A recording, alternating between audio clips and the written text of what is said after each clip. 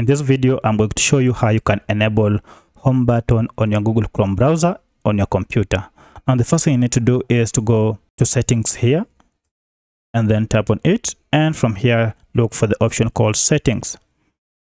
Now from this, go and tap on appearance.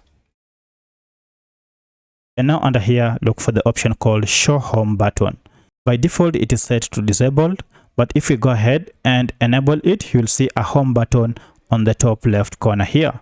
So I'll go ahead and tap on show home button, and immediately you can see the home button is here.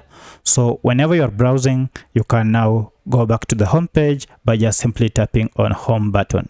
So that's how you show home button on your Google Chrome browser. If this video is helpful to you, kindly hit the like button and subscribe to this channel to support me. Thank you for watching, and let's meet in the next video.